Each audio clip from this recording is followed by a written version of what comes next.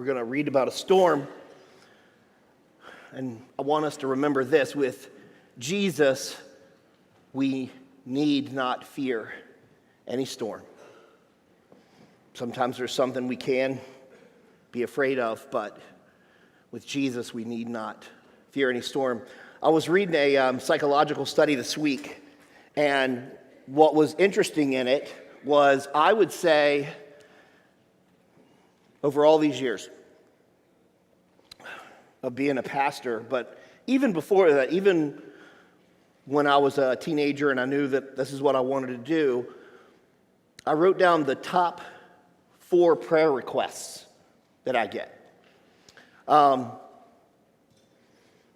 Bereavement, somebody's died, then illness, relational betrayal, relationship problems, or a financial disaster. All of those kind of keep coming up. And as I was reading this study, listen to what it said. It said that when people hear, see, or read about others whose lives have been blown up and terrible things have happened, they're in a storm. The studies have shown that most people tend to blame the victim, the one in the storm. They blame them. And most people tend to say, well, that person either wasn't wise, or they didn't save, or they didn't think about what they were doing, or they shouldn't have done that, or they should have avoided that. So there's a strong psychological bent on most of us, our parts, when we see someone suffering, to assume that they contributed to it in some way. And then this was interesting. Why do we do that? Now, before I read this, I wouldn't have said that I do that, but reflecting and thinking on it, why do we do it? Here's what they said. It's self-defense. We see somebody else's life blow up, and we desperately want to believe that doesn't have to happen to us. If we're smart enough, savvy enough, if we're competent enough, or we do our due diligence. So there's a deep sense in which we feel that way because we think life is just a stroll walking on land, but really, no. Life is a sea journey, and darkness is upon the face of the deep. And wise people realize life is suffering. And I was reading this week, the one minister wrote, there is a 1-to-1 ratio of death. And I was like, yeah, think about it. So you had to think about it for a minute. A 1-to-1 ratio, there's, for every one person dies. We all die. So eventually, all of life is suffering, and there are storms that come in our lives that are beyond us, that are beyond anything we can do. We'll be out of our depth. And here are the 4 that they wrote: bereavement, illness, relational betrayal, and financial disaster. And sometimes it doesn't matter how hard we work, or how smart we are, or how many good connections we have, or whatever we do, we're not going to be able to avoid a storm. And those are just 4 of them. They're going to happen, and we're going to feel like, Lord, what's going on? And what do we do with God when we're in those? And if you happen to be fortunate enough not to be in one right now, be ready. But what do we do as Christians when we face these things, when we face storms? I think that we have a way that we see the world. And Christianity is something that we believe, a truth that we believe, and without those beliefs, we're not a Christian. But there is a way to live, and the Bible is clear how Christians should live. There is things that we are not to do, and there's things that we are to do. And if we read the teachings of Jesus just in the Sermon on the Mount alone, but there's also a way to see. And what do we do when we see our friends or our loved ones or our children going through a storm? How do we see God? And how do we see God when we're going through a storm? So to understand this next miracle that Jesus does, we need to connect it to the last miracle, which was the largest, most participated in miracle that all of the Gospels put together, and that is when Jesus fed 20-something thousand people with 5 little hard biscuits and 2 sardines, not 5 wonder loaves of bread and 2 gigantic fish. Just this little bit, but he kept producing it. And it was such a huge reaction from this little area that they wanted to force him to be the king. It says in John 6, Jesus, knowing that they intended to come and make him king by force, withdrew to a mountain by himself. The crowd they had already been seeing miracle after miracle, healing, hearing what Jesus had done for the last 2 years. It's been 2 years of amazing things happening. And they were going to do everything they could to make him the king. The revolution was getting ready to begin. They had been oppressed for too long. But Jesus didn't have a political agenda or an economic agenda or a social agenda or a moral agenda. He had a spiritual agenda. He was coming to preach the message of the good news of salvation. It was a spiritual agenda. Jesus is the king. He's the King of Kings. But for right now, it's a spiritual kingdom over our hearts for those that put their faith in him. And what does Jesus do when they're trying to force him to be the king? He makes his disciples leave. It says, immediately, Jesus made the disciples get into a boat and go on ahead of him to the other side while he dismissed the crowd. After he dismissed them, he went up on a mountainside by himself to pray. Later that night, he was there alone, and the boat was already a considerable distance from the land, buffeted by the waves because the wind was against it. So the disciples had gotten stuck. They got in the boat and they were supposed to go just a few miles along the shoreline to get to Bethsaida. But it didn't happen that way. A storm rose up. It's about 8 o'clock, 9 o'clock at night at this point, and they're stuck in the middle, 4 miles in the middle, and it is basically a hurricane. And they're stuck. They can't go anywhere. And it actually says they're pulling against the oars and they're scared. Immediately, this is after this amazing miracle of creation, the creation of food. Remember I said this last week? Grain that had never grown, fish that had never swam. And one commentator said it was probably the most delicious thing anyone had ever eaten because it wasn't part of the fall. It was created miraculously. And everybody's caught up in this, and the disciples were still thinking the same thing as the crowd was thinking. Jesus is the Messiah, he's the king, and now let's bring in the kingdom. That's why when James and John argue with each other, who's going to sit at your right, who's going to sit at your left, what are they thinking?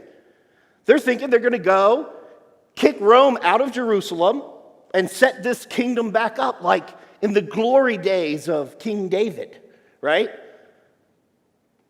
They didn't want anything else. They were weak. And here's what Jesus knew. They were susceptible to the crowd's passion and zeal. They had been waiting. And then one scholar said, certainly Judas wanted this more than anything else. But they were so susceptible, and the crowd, the passion and the zeal of the crowd was so that Jesus needed to get them out of there so that they wouldn't be influenced by the crowd anymore.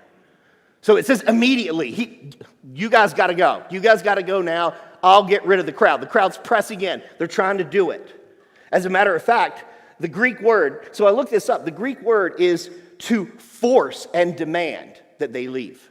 That's how strong Jesus felt about getting them out, is you guys got to go.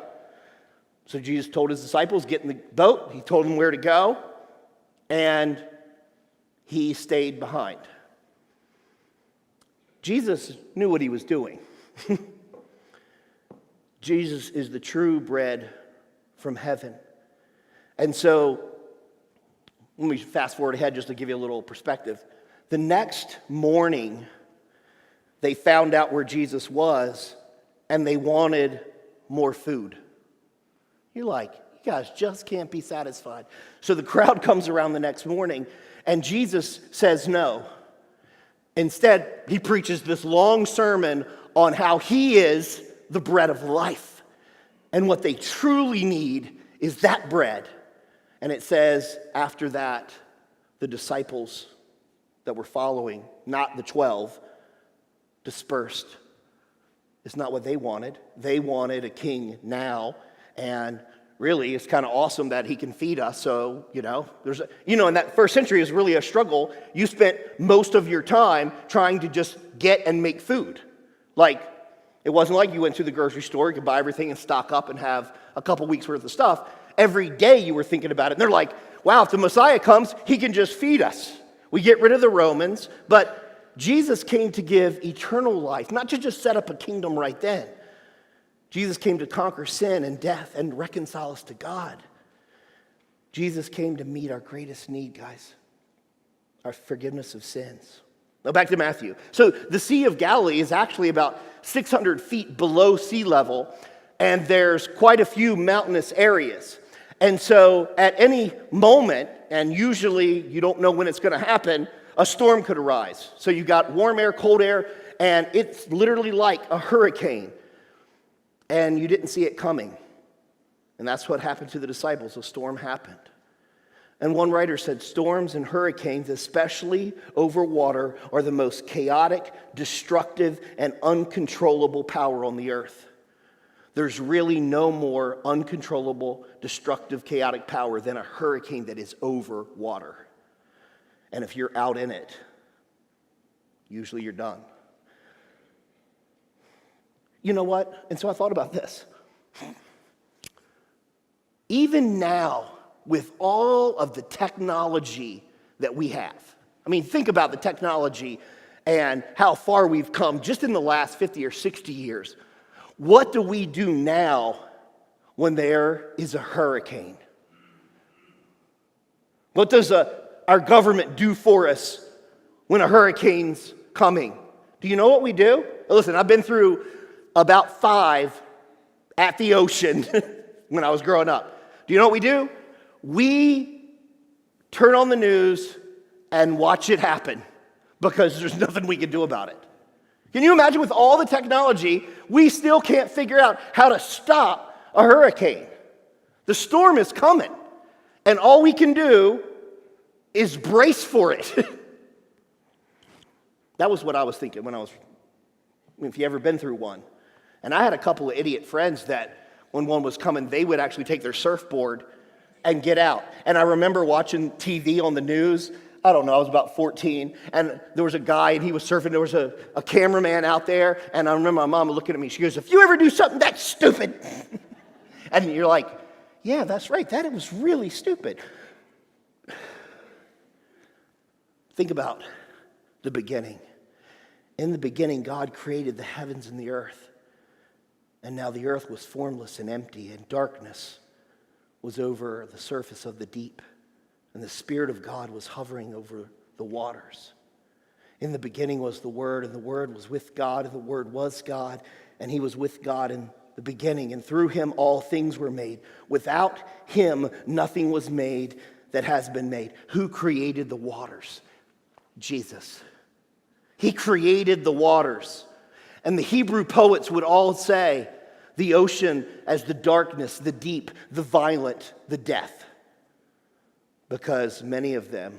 And Jesus sent His disciples knowing that was going to happen. Now, and here's the weird thing too. Jesus doesn't come out until about 5 a.m. So they're in this about 9 hours.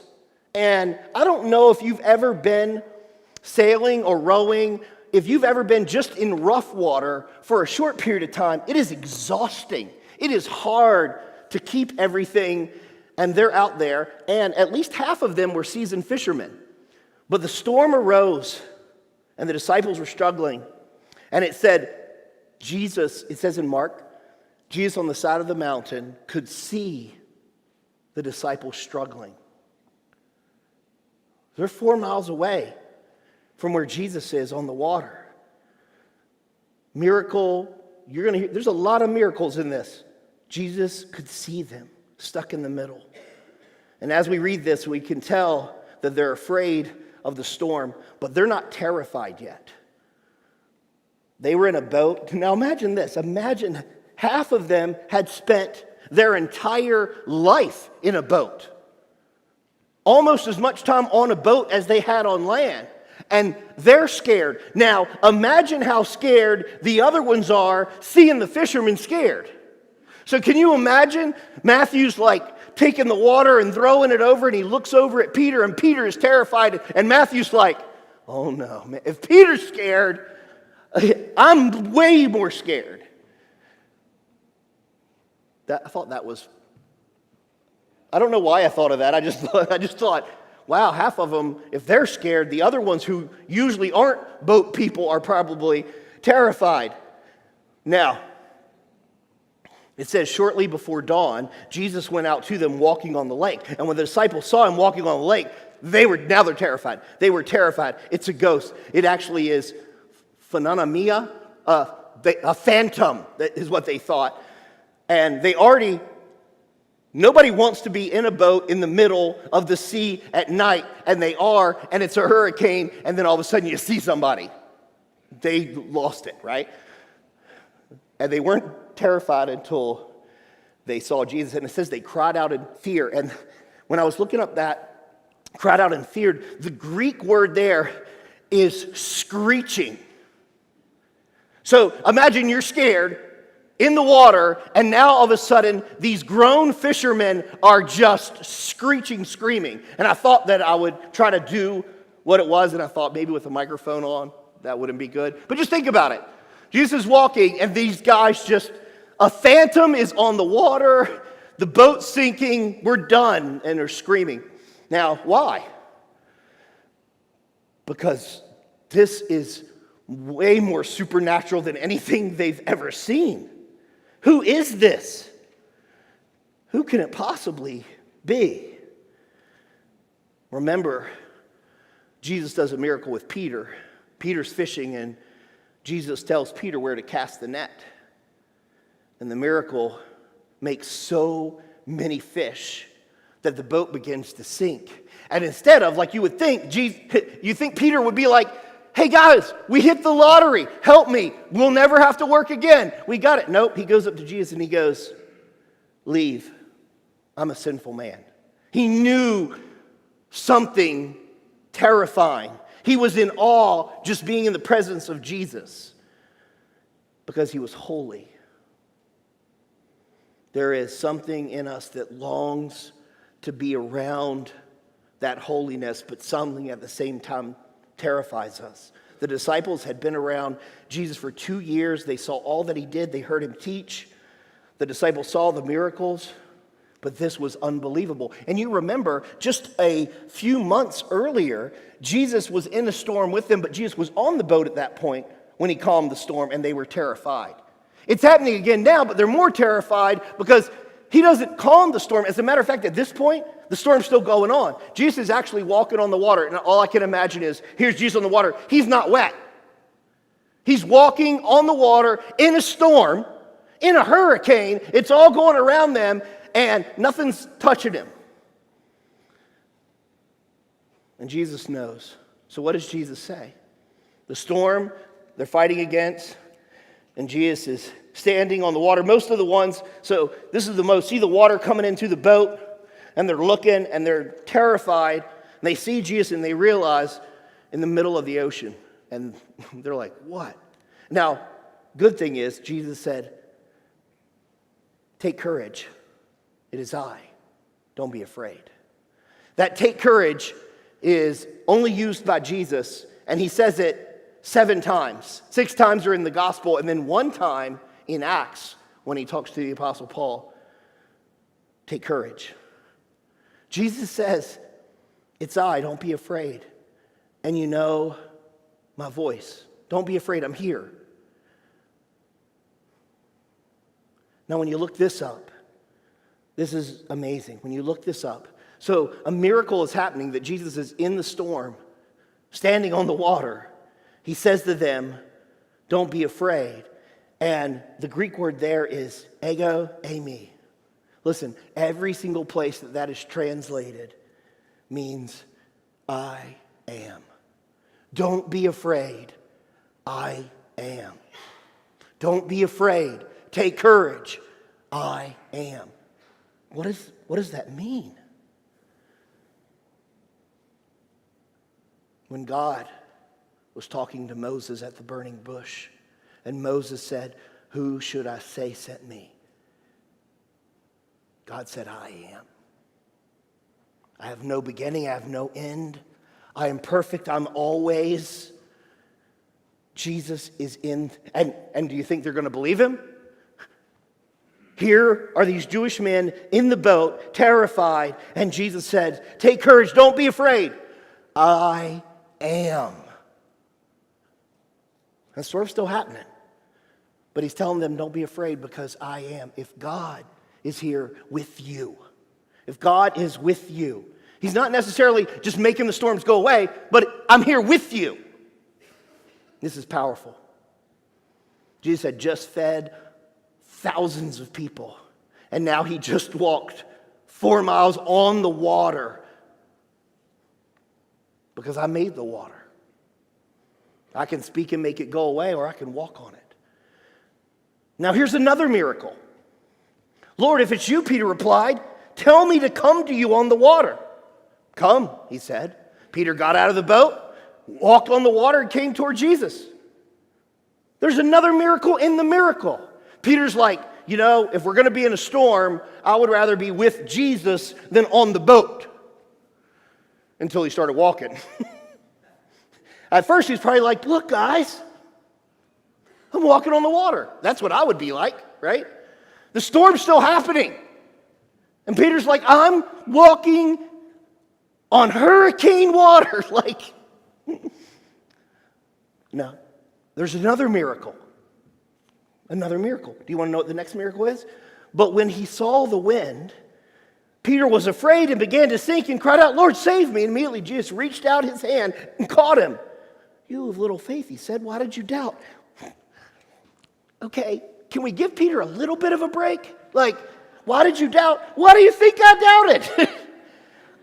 We've never seen anybody walk on water before. As a matter of fact, how amazing is this miracle? Lord, save me. They're still in the storm. Jesus is standing on the water. And he picks a 200-pound guy up out of the water while he's standing on the water and put him back on the water. I know people would say, well, you're a little bit lighter in water. Okay, yeah, but not if you're standing on the water. You're standing on the water, and he picks him up and puts him on the water with him. He probably puts his arm around him. He's like, you shouldn't doubt. Now, we got another year of Peter, stupid saying stuff, doubting, but he's going to remember this. We're going to be talking about it for thousands of years. Now, this is cool because another miracle happens. It's like how many miracles could happen? Oh, and when they climbed in the boat, the wind died down.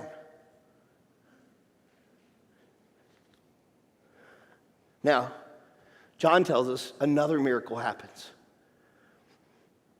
When they took Jesus into the boat, and immediately the boat reached the shore where they were heading. They're in the boat. All that had just happened. And when Jesus stepped in the boat, it was calm, but they were at the dock. There are so many, this is unbelievable. I probably can't even imagine what they were thinking in all that and how fast that happened after they had been out there for 9 hours struggling. The next day, the crowd that stayed on the far shore saw the disciples taking the only boat, and they realized Jesus wasn't with them. Rabbi, when did you get here? Oh, if I was Jesus, I would have been like, I walked. They were in the boat I walked. Man, Jesus is holy. He's powerful. He's teaching us something. Jesus said, don't be afraid. I'm here. God is here. Don't be afraid of the storm. Jesus is teaching. Jesus sent them into the boat, knowing they were going to face this storm. Protect them from that storm. Jesus doesn't minimize the storm. Jesus maximizes himself. Did you hear that? Jesus doesn't minimize the storm, and he's not going to minimize any storms in our life, but he's going to maximize himself. With Jesus, we need not fear any storm. Jesus is with them in the storm. Jesus doesn't act like storms don't exist. Jesus doesn't act like they're not going on. These are storms, but Jesus is with us in the storm. And how do we respond? Let me in the boat, Jesus says. You're in a storm. What do we need? Well, I know I want to pray, can you stop the storm? But better than that, can you be with me in the storm? Can you be in the boat? Jesus knows we'll be in storm, but Jesus is bigger than any storm.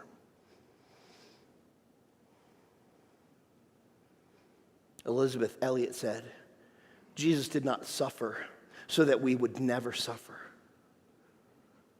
Jesus did not suffer so that we would never suffer, that we would never go through a storm, but that in suffering we might become more like him.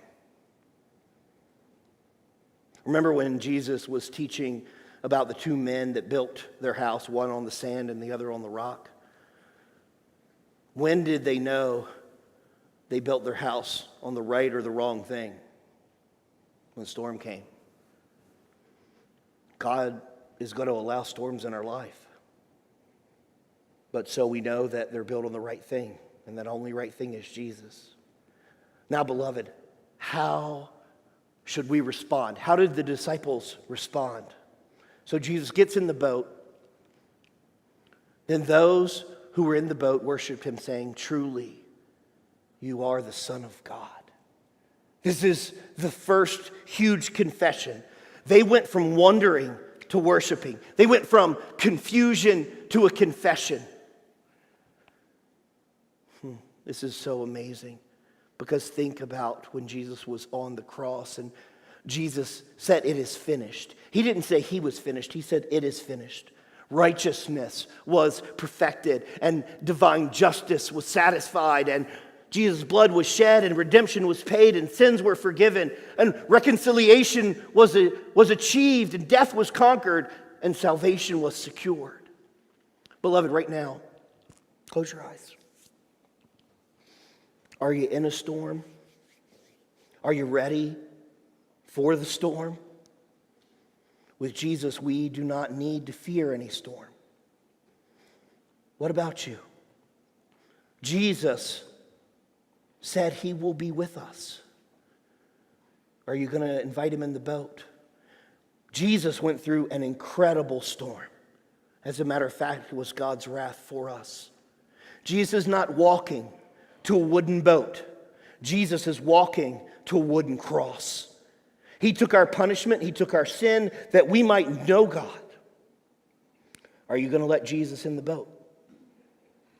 This morning, think about what Jesus has done. His body broken for us.